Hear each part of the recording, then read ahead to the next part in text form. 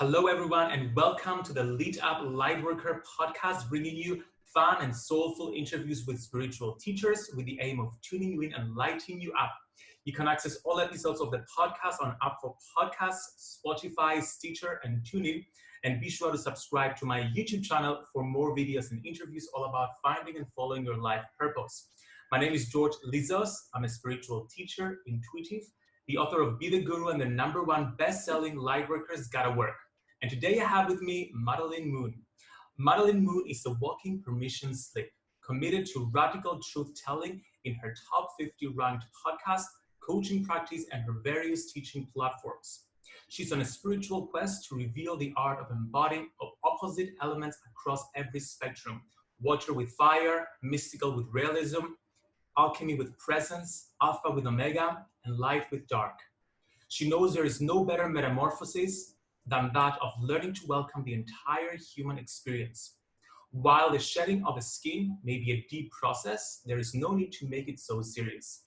Madelyn believes humor is one of the highest levels of spirituality and is committed to revealing how spirituality can be reached with pleasure, play, sensuality, intimacy, and innate freedom. Her work and story have been featured in hundreds of podcasts, as well as various publications such as the BBC, the Huffington Post, Teen Vogue, Thought Catalog, Nylon Magazine, the Daily Mail, Vice, Greatest, Men's Health, People, and ABC News Nightline. She's hosted the popular Mind Body Musings podcast for 6+ years, ranking in the top 50 of all time in the US and Great Britain in self-improvement. Madelyn, welcome to the Lead Up Lightworker podcast. Hi, thank you so much for having me. I'm so excited to have you here to talk all about just reaching the deepest level of our divine feminine energy, really doing the untangling of our emotions and accepting our experience as it is, rather than trying to approach things with a very masculine, like step-by-step way. I've been following your Instagram and we've been having chats for a while now. And whenever I go through your posts, I just have this innate call to just drop all my processes and just allow myself to just feel and to just be raw and just to let things come out. And for someone who's into my masculine energy, like if that's my default state, it's an uncomfortable emotion. It's an uncomfortable thing to do. So that's what we'll be diving into today. But before we get there, I want you to share with us your story of how you ended up doing this work in the first place. Yes, the story time. So I think it's really important for me to give just a little bit of context of where I come from. And that is from a really repressed childhood, which I think a lot of people can relate with if they were raised in a religious household or a woman or a minority. Like there's just so many ways that we can grow up feeling really repressed. And with my particular experience, I was raised with a mother that was very emotionally manipulative. And when you combine that with narcissism and Christianity, it works for the person's choices rather than actual Christianity. So I wasn't raised in Christianity. I was raised in a narcissist perspective of Christianity. And I don't mean that word to encompass all that she is. She's so much more than that. She's a mother, she's a soul, she's a being with light and dark and all the different versions of her. And I appreciate all that she has done for me in my life. And with that said, I was raised not having options or choices or not being allowed to feel what I feel or explore who I am. I was born and then told, you feel happiness and that's it. You behave and that's it. You're a good girl and that's it. You're Christian. You wait till marriage to have sex, to like anybody. And it's got to be these people with this checklist. And if I ever did anything outside of that box, it was labeled as bad. Or something that God doesn't love. And so therefore, in my little childlike brain, I associated with I'm not loved. And that's also the feeling I received when I did quote bad. I didn't feel love anymore. And so I started going into very masculine-minded strategies, more of the wounded masculine. I'm not going to say the pure masculine, because the pure is like consciousness and presence, but more of the fear that I needed to create a physical armor to be safe, and I needed to have power. And so as this 18-year-old woman, really trying to find myself, I went into bodybuilding. I also had eating disorders. So I was trying to make myself as less of a woman as possible with my eating disorder. So smaller boobs, less body, less sensuality, less of everything, but then also at the same time build a physical armor. So I had more muscle and I was protected and I was one of the guys. I really, really valued being seen as one of the guys. I had a lot of pride in that. I thought as much as I could distance myself from anything about me that looked, smelled, felt, appeared like woman, then I had soothed my ego. I'll say it that way. I had soothed my ego and I felt safe, but it was truly the furthest away from being safe I ever was at the height of that bodybuilding.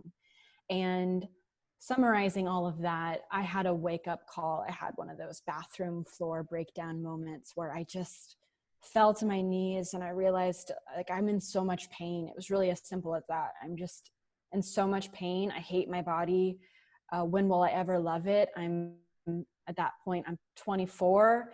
I'm beautiful. I've got a life worth living. Like I've got opportunity. And yes, I am privileged. And yet I am choosing day after day after day to put myself into a box and to hate myself, because to some extent that was the choice of habitually going into the patterns of blaming myself, shaming myself, and making myself smaller.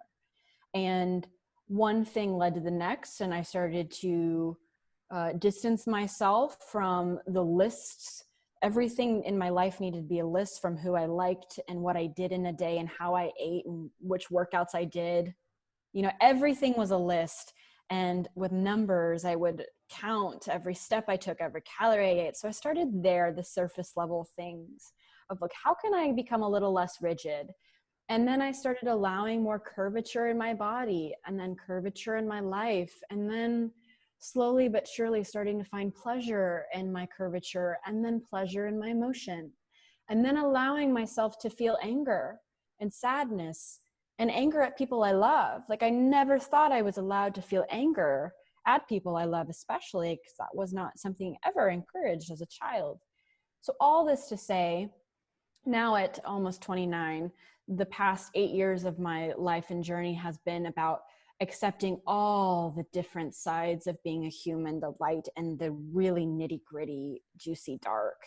And to separate, as you were saying in the intro of this, the emotion from the story, and really moving away from any emotion meaning a story and getting lost in that, because again, it's a way that our ego separates us from the experience, separates us from people. It's just always the separation. Anytime you have a story, I feel upset, therefore XYZ, therefore I suck, therefore my partner sucks, therefore this isn't working, therefore I should close my heart. Any of these meanings just separate us from the actual embodiment of, ouch, I feel pain. Or, ooh, this feels good. Like anything we're feeling when we attach to a story of this, I hope lasts forever, or, oh, this is going to last forever. It's in the mind where we attach to these, like, I keep saying the word stories, but that's what they are, because they make us feel safe. Just getting lost into the emotion makes us feel really unsafe, because then the question of will this last forever pops up. And that question leads us to feeling out of control. And my invitation to people and what I do in my work is helping beings feel all their feels, making every feel a sacred feel, detaching from that story about it. And then from that place, realizing, oh, it doesn't last forever. It never lasts forever. It's interesting you're bringing this right now. It's interesting we're having this conversation right now, because I know we've rescheduled it. And I think it was divine guidance, because this past week, I've gone through a healing crisis dealing with childhood stories and feelings of safety and control. And it always surprises me how those early stories, those early ways of allowing people's perspectives and ideas to indoctrinate the way we feel and we think about ourselves are so long lasting. And we carry them all throughout our lifetime. And just deprogramming all that, it's a whole process of peeling layers of an onion And Mhm. we find ourselves time and time again feeling like we need to go even deeper. Because from my perspective, I have written 2 books about, we've had a similar story, by the way, Christian childhood, masculine energy, rules, and then breaking away from it, having the breakdown moment, etc. Like even I thought this weekend, even after having written 2 stories, two books dealing with all those issues, here I am again, having the same childhood stories coming up and trying to tell myself, I am not who these people said I was. I Mm. am not that story. I don't need to control to feel safe because that's what control is. You're controlling to feel safe because you haven't felt safe in the past. So thank you so much for bringing this up. And I think that's such an important conversation to have because right now the world is going through a global healing crisis. So we need to let ourselves feel. Now, you call yourself, you self-identify as a walking permission slip, Mhm. which is what you mentioned right now. Now, how can we go ahead and do that, especially if we're someone who follows rules, who likes the process, who likes to stay within the box? How do we take the first steps to break Mm. out of that box and let ourselves feel when all we've learned were rules and limits? Yeah, that's a great question. First steps. So first steps, I think the block for a lot of people of making that tiny step of just allowing what's coming up to come up is a lack of awareness, just a Mm. simple lack of awareness, because so many of us have only one flavor of ourselves because we were taught, the way that Debbie Ford, I think her name is, who wrote the book. Yes. Yeah, it's The dark shadow side. effect, was it? Oh, I She have has one of her books right here. It's The Dark Side of the Light Chasers. That's what perfect. it's called. Yes. Yeah. So she describes it as one of the metaphors she gives is there is a castle and you are the castle with 1,000 different rooms. They're all different, like a princess room and then a jungle room and then like a cave room. And then when you are young, people start entering this castle and they walk through the rooms and then they go, oh, that room, it'd be a lot better of a castle if you locked up that one. And so you lock it up and then more people come in and then they go, well, that room's really ugly. You should lock that one up too. So by the time we're 5, 10, 15, definitely 20 and older, we've locked up half of our rooms, half of our castles. We've locked up the sacred expression of rage. We've locked up the sacred expression of jealousy. We've locked up the 13-year-old that's crushed inside for not having a voice and a say, for not being able to play and be in fantasy land and having that room shut and locked up. So the journey is about unlocking, finding the keys, and then unlocking those rooms one by one by one. Because we only know maybe 1/4 to half of our castle, we have to begin putting words to those other rooms. Mm. So discovering what the emotion is, it's not just I'm good or I'm fine or I'm okay, I'm sad. What's underneath that? So that process of identifying and labeling, even though this is in the mind, this is a stepping stone to simply being that permission slip of I feel upset, I feel full of rage, and I own it. Doesn't mean anything, but I'm allowed to feel that feeling because XYZ bothered me. Most people can't do that because they're so repressed and shut off from that anger, from that allowance to be upset, especially I think a lot of women, just because they're raised with the idea they're supposed to be sweet and pretty and quiet. Yes. So having that ability to be angry, to label it, to own it, and then not to be codependent with it, to say, I feel angry, now fix it to someone else. A lot of times that's another habit that comes up. So identifying it and labeling it. And this is a path of contemplation. This takes sitting still. Like I will have something happen the other day. I was like doing the dishes and I felt in my body ick. That's all I knew. I just felt ick. I was doing the dishes and I was like, I feel really ick right now. Just like I'm doing the dishes fast and my eyebrows are furrowed and like, what happened? I couldn't remember. And so I went through my day bit by bit by bit by bit. And I was like, is that it? No. Is this it? No.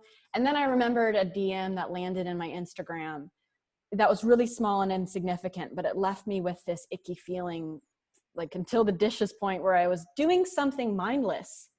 Sometimes you got to be bored and doing a mindless activity to feel that thing, or taking a shower and then you're finally not so busy you can feel that feeling.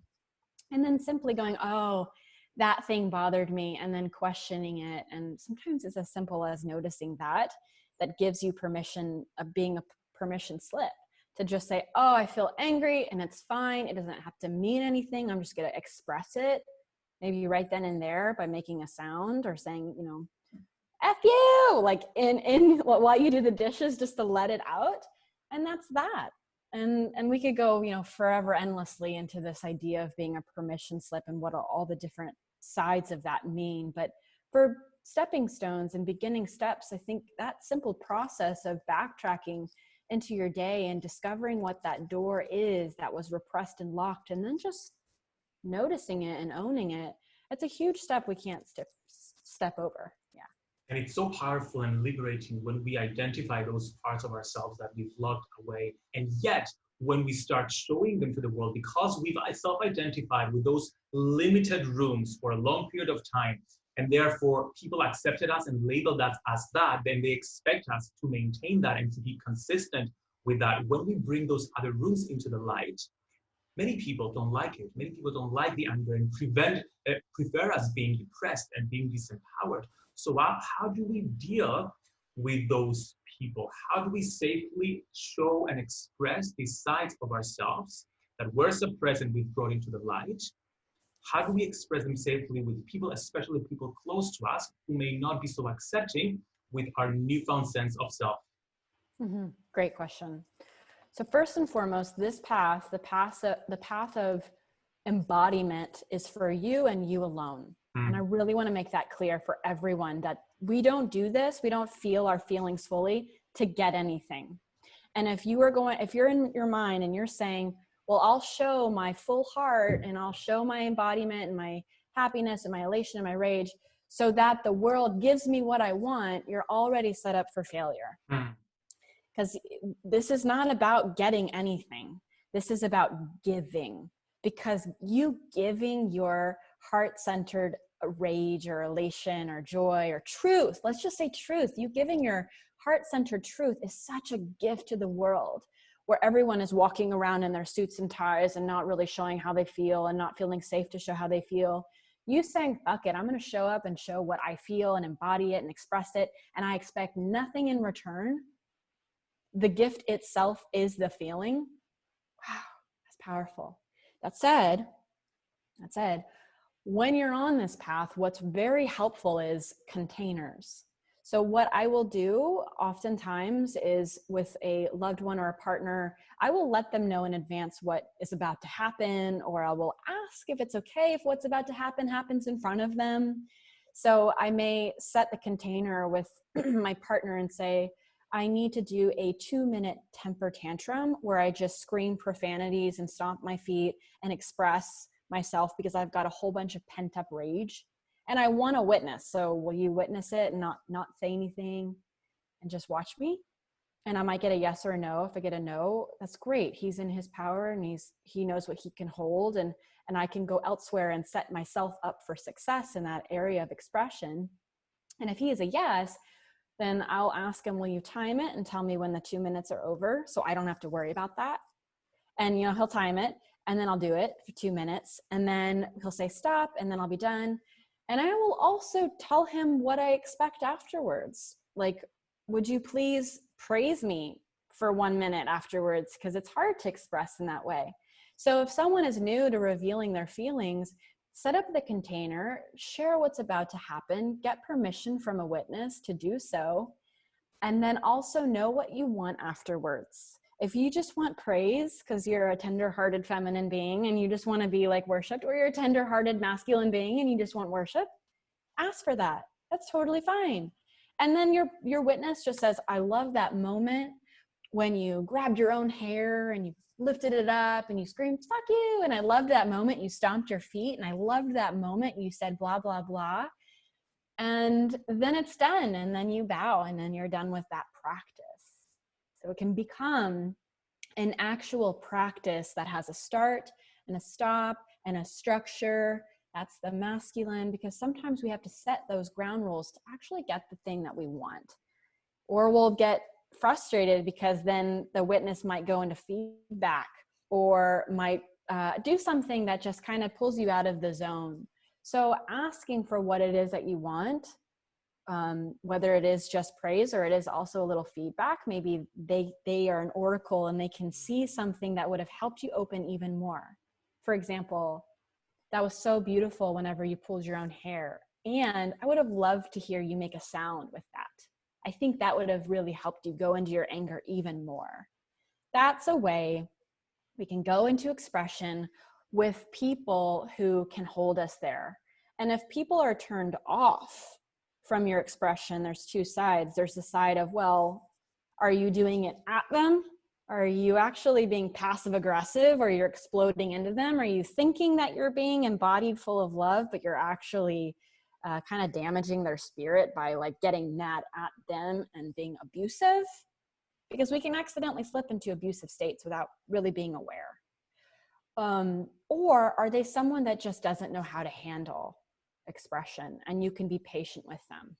And maybe, you know, you don't want to shock people's nervous system, because sometimes it can be a circuit that gets blown when someone's never seen someone really expressive, and then they get that. So there's also a degree of patience that was required. And if someone flat out just stop that, I don't want any of that, I don't want to see you expressed, that person probably shouldn't be in your life. They're not helping you. They're not lifting you up and honoring the part of you that is truth. I love these two approaches. So we have the feminine approach where it's usually practiced by yourself, allowing yourself to feel your emotions, to go out there, exhaust basically that emotion. And then the more masculine approach, when it involves another person and then they're giving you permission, and it's this co-creative dance of allowing yourself to express yourself and then getting feedback, which I find works really well for someone like me, for example, who is more masculine in my process. Like some people, like for example, when I'm spending feminine time energy, I have to schedule it because I have to use my masculine approach to schedule feminine time. So something like that would work well with my wiring. And it's perfectly fine for people to like understand where they are and what process works best for them. Now, there are those, that's full of people that argue that, oh, by expressing our negative emotion, we're manifesting more of them. So what do you have to say with regards to manifestation and negative emotion? Wow. Oh gosh, I've never been asked in this way. That's such a good question. So the first thing that comes up for me is just spiritual bypassing. Yes. That if you're skipping over, like you're like we look at a spectrum, if you're only allowed to stay on the right side of the spectrum and not on the left side, you're not in your deepest core truth. You can't go deep into the light if you're not also going to the darkness. You were born in darkness. You were born in a womb that was completely pitch black, and you will die in complete darkness. You might as well get used to those states during that little dash that is called life, that will be on your gravestone one day, from this date to this date. Like that little dash right there is everything that you get to experience, which is light and which is dark, and the darkness is what makes the light possible, and vice versa. So if you're thinking that you expressing rage and anger and any of those really true emotions, what happens is you start to repress it, and then it still comes out. You're not that powerful that you can just decide to turn off an emotion. It still comes out, but it comes out leaky. It comes out passive aggressive. It comes out in those little tiny eye rolls, or that little tiny like arms cross movement you do before bed, or defriending someone on Instagram and unfollowing them or muting them. And like, it's these little tiny ways that, or you never get back to someone because you're just so miffed. It still causes these severs in your relationship and in your heart. Your heart dies a little bit each time that you repress. It's not even about speaking your truth. Like that's really important too, but sometimes you don't need to speak it to feel it. And my teacher says this, and his teacher says this. I don't remember the origination from this, but the quote is, whatever you touch fully dissolves. So if you want to touch something fully, like your resentment, and move past it, you have to go deep into that darkness of your resentment from, since I work with a lot of women, let's say like 35 years of having your heart broken or feeling betrayed by men, which is something that a lot of women do feel. Where's the man? Like underneath that complaint of all men are going to betray me is a desire. The desire is, I want to be loved. I'm calling in my devotional warrior of love. Where is he? It's a pure desire, but you've got to touch that resentment first of, all of the men that have let me down, because that is what Kali Ma does, is go into her rage, and she's willing to cut off heads for what she believes in. If you want to be a warrior of love, you've got to be a warrior for dark love too. Yes. There's not only one kind of love, there's dark love, there's the nitty gritty dirty love, the in the soil, digging your hands deep, going into the molten core of the earth. Like that's where I like to play. That's my playground. That's yummy stuff. It's what I say, to truly be a light worker, you have to be a shadow worker too, because unless you go into the darkness, you cannot bring yourself into the light. And I was reminded by something that Debbie Ford teaches, where basically when you keep suppressing the emotion, it's still there, it's active within you and manifesting your reality, and it just grows your shadow to such a big degree that it will eventually come out. She had this book that I read called Why Good People Do Bad Things. And it's basically because of all this suppression that eventually just bursts out into something bad, into like something illegal or criminal. Oh my, thank you so much, Madelyn, for sharing these powerful tools with us. I feel liberated to expressing my emotions, to feeling my emotions fully. And I'm sure people listening or watching this are feeling the same way as well. Where can people get in touch with you and work with you?